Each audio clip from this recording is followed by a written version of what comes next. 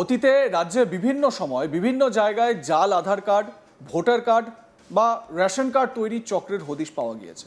সেই সমস্ত ঘটনাকে কেন্দ্র করে রাজ্যে রীতিমতো তোলপাড় পড়ে যেতে দেখা গিয়েছে।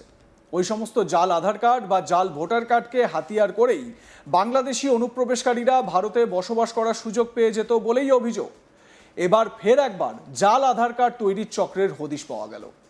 গোপন সূত্রে খবর পেয়ে রসুলপুর অঞ্চলের ঝুলনপুর গ্রামে অভিযান চালিয়ে জাল আধার কার্ড তৈরির একটি চক্রের হদিশ পেল মুর্শিদাবাদের নবগ্রাম থানার পুলিশ। এই বিষয়ে পুলিশের দাবি, অভিযান চালিয়ে একটি ল্যাপটপ, প্রিন্টার, স্ক্যানার সহ আধার কার্ড তৈরিতে ব্যবহৃত একাধিক যন্ত্রাংশ বাজেয়াপ্ত করা হয়েছে। ঘটনাস্থল থেকে একটি ছেলেকে পাকড়াও করা হয়েছে। পুলিশ সূত্রে খবর, প্রাথমিক তদন্তে জানা গিয়েছে ওই ছেলেটি মোটা অঙ্কের টাকার বিনিময়ে জাল আধার কার্ড তৈরির কাজে যুক্ত ছিল। তদন্তে আরও জানা যাচ্ছে, কমিশনের ভিত্তিতে কাজ করা হতো। সেই কমিশনের একটি অংশ উত্তর ২৪ পরগনার এক ব্যক্তির কাছে পৌঁছতো বলেও প্রাথমিকভাবে অনুমান পুলিশের। তবে ওই ব্যক্তির পরিচয় এখনও নিশ্চিত করা যায়নি। এই চক্রের সঙ্গে আরও কারা জড়িত তা জানতে তদন্ত শুরু করেছে নবগ্রাম থানা। এবারে দেখুন, বারবার এই অভিযোগগুলো সামনে আসছে এবং বিশেষ করে ঘটনাস্থলগুলো কিন্তু দেখুন যে এই যে একেবারে বাংলাদেশি অনুপ্রবেশকারীরা তারা অনুপ্রবেশ করছে সীমান্ত সংলগ্ন এলাকা, যেরকম মালদা, মুর্শিদাবাদ, এই সমস্ত এলাকাগুলো, এবং তারপর কোনো না কোনো রকমভাবে তারা চলে আসছে রাজ্যের ভেতরে কোথাও না কোথাও। এই যেমন হাওড়া স্টেশন থেকে এদেরকে পাকড়াও করা হয়েছে। তো এই রকম নানান ধরনের ঘটনা কিন্তু সামনে আসছে। এবং মুর্শিদাবাদের এই যে নবগ্রাম, দেখুন জাল আধার কার্ড তৈরির চক্রের হদিশ, একজনকে গ্রেপ্তার করা হয়েছে। দেখুন সব প্রিন্টার, স্ক্যানার সব রেডি রয়েছে, এইখানেই জাল আধার কার্ড তৈরি হতো। এবারে প্রশ্ন হচ্ছে, এই জাল আধার কার্ডগুলো কাদেরকে দেওয়া হতো বা কাদের প্রোভাইড করা হতো? যেটা জানতে পারা যাচ্ছে যে কাঁটাতার পেরিয়ে যারা বাংলাদেশিরা আমাদের দেশে অনুপ্রবেশ করে তাদেরকে নাকি এই আধার কার্ড করে দেওয়া হতো। এবং এই আধার কার্ডের মাধ্যমে একটা পরিচয়পত্র হাতে চলে এলো, ভারতীয় পরিচয়পত্র। এবং আপনারা জানেন যে আমাদের দেশে বহু ক্ষেত্রে, বহু কাজের ক্ষেত্রে আধার কার্ড গুরুত্বপূর্ণ একটা ডকুমেন্ট। এবারে এই ডকুমেন্ট যখন জাল করে হাতে চলে আসছে, তখন স্বাভাবিকভাবে এই সমস্ত অনুপ্রবেশকারীরা তারা ভারতের বিভিন্ন জায়গায় ছড়িয়ে পড়ছে। আপনারা দেখেছেন যে এসআইআর পর্ব চালু হওয়ার পর থেকে পিল করে বাংলাদেশিরা তারা পালাচ্ছে, নিজেদের দেশে ফিরে যাচ্ছে। আপনারা বহু জায়গায়, আমরা আজ তাক বাংলাতেই আপনাদের দেখিয়েছি যে বিভিন্ন জায়গায় হাকিমপুর চেকপোস্টে দেখেছেন, আরও বিভিন্ন সীমান্তবর্তী এলাকাগুলোয়, সেখানে মানুষের ভিড়, বাংলাদেশি মানুষের ভিড়, যারা এতদিন বেআইনিভাবে ভারতে বসবাস করতেন, তারা নিজেদের দেশে ফেরত যাচ্ছেন। কারণ এসআইআর চালু হয়ে গিয়েছে, তারা তো প্রয়োজনীয় ডকুমেন্ট দিতে পারবেন না, তাদেরকে এক প্রকার ঘাট ধাক্কাই দেওয়া হবে। এবং এই মুহূর্তে যাদেরকে গ্রেপ্তার করা হচ্ছে তাদেরকে হোল্ডিং সেন্টারে রাখা হচ্ছে।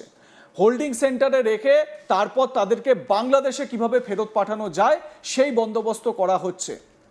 মুখ্যমন্ত্রী শুভেন্দু অধিকারী স্পষ্ট বলেছেন যে এদেরকে গ্রেপ্তার করে এদের বিরুদ্ধে আইনি প্রসেস করে জেলে রেখে খাবার দাবার দিয়ে টাকা পয়সা নষ্ট করার কোনো প্রয়োজনীয়তা নেই।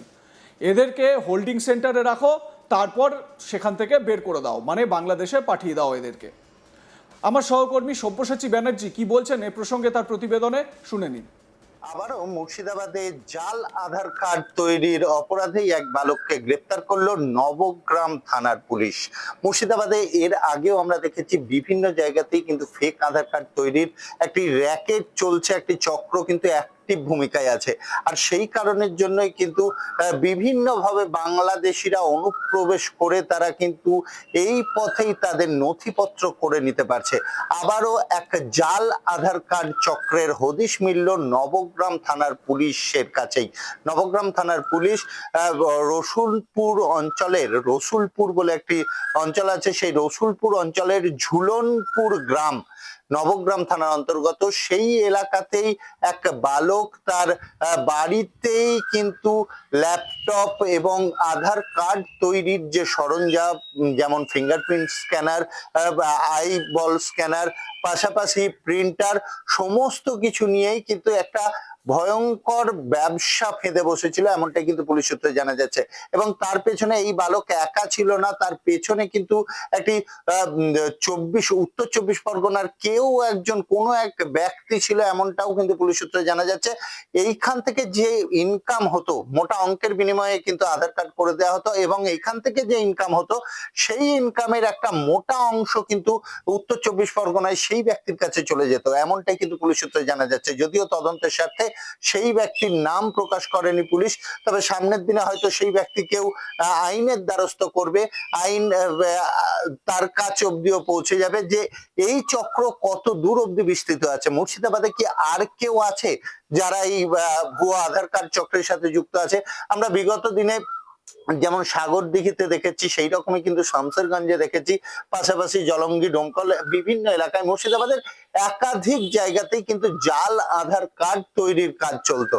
এবং সীমান্তবর্তী যে এলাকাগুলি, সেই এলাকাগুলিতে কিন্তু ব্যাপক হারে এর প্রভাব ছিল।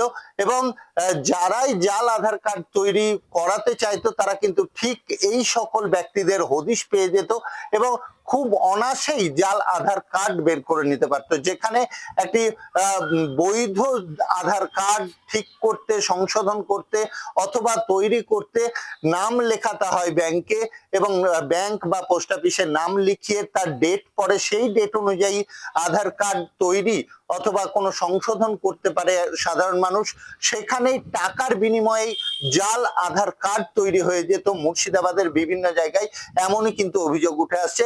আর সেই অভিযোগের ভিত্তিতেই যখন পুলিশের কাছে গোপন সূত্রে একটি খবর আসে, নবগ্রাম থানার রসুলপুর অঞ্চলের ঝুলনপুর গ্রামেই এক বালক এই রকমেরই আধার কার্ড তৈরির কাজ করছে, তখনই কিন্তু নবগ্রাম থানার একটি টিম সেই এলাকাতে গিয়েই তল্লাশি চালায়, এবং তল্লাশি অভিযানের পরেই এক বালককেই গ্রেপ্তার করেছে পুলিশ। তাকে পাঠানো হয়েছে বহরমপুর জেলে, এবং সেখান থেকে তাকে কিন্তু হেফাজতে নিয়ে সেই জিজ্ঞাসাবাদও করা হতে পারে, এমনটাই কিন্তু জানা যাচ্ছে।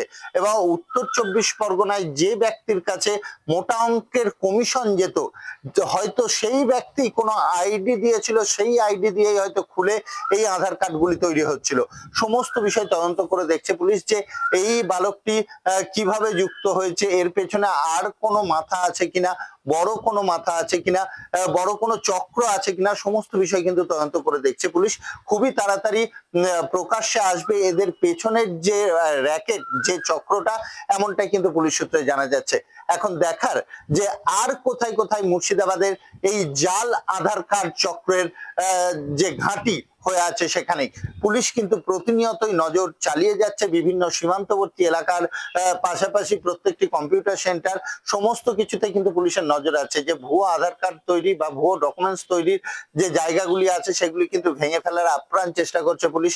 আর সেই কারণেই কিন্তু নবগ্রাম থানার একটি বড় সাফল্য বলাই যেতে পারে যে রসুলপুর অঞ্চলের ঝুলনপুর গ্রাম থেকেই কিন্তু, একবারে প্রত্যন্ত গ্রাম থেকেই কিন্তু এই বালককে গ্রেপ্তার করতে সক্ষম হয়েছে নবগ্রাম থানার পুলিশ।